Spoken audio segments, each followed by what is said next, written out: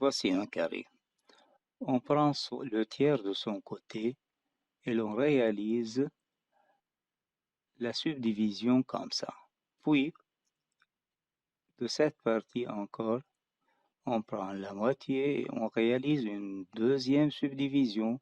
Puis, on colle toutes ces parties de cette façon.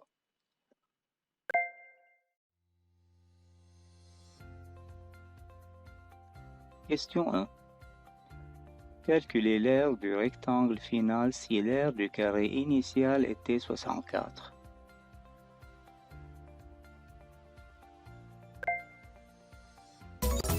Très bien, Patou, c'est aussi 64 parce que tout simplement, tout ce qu'on a arraché du carré, on l'a recollé de nouveau. Donc, il n'y a plus de surface perdue, alors l'aire ne change pas.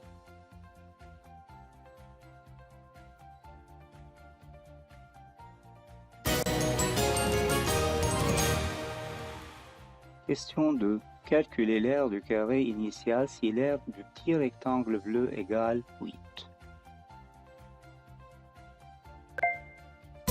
Très bien, Patou.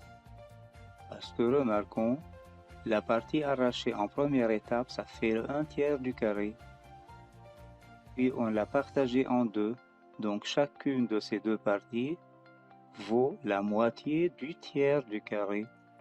Donc c'est 1/2 fois 1/3 du carré. Alors c'est 1/6 du carré.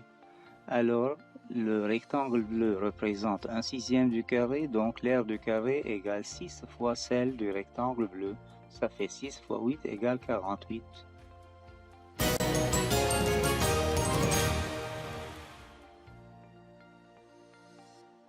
Question 3.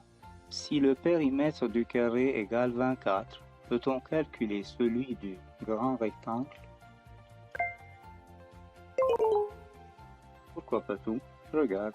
Ayant que le périmètre du carré égale 24, quelle sera la mesure de son côté? Très bien, c'est 24 divisé par 4, ça fait 6. Et maintenant, quand on a fait la première division au tiers de ce côté, quelles seront les dimensions du rectangle? Voilà, c'est 2 pour largeur, 6 pour longueur. Et quand on l'a partagé en deux, quelles seront les dimensions de chaque partie?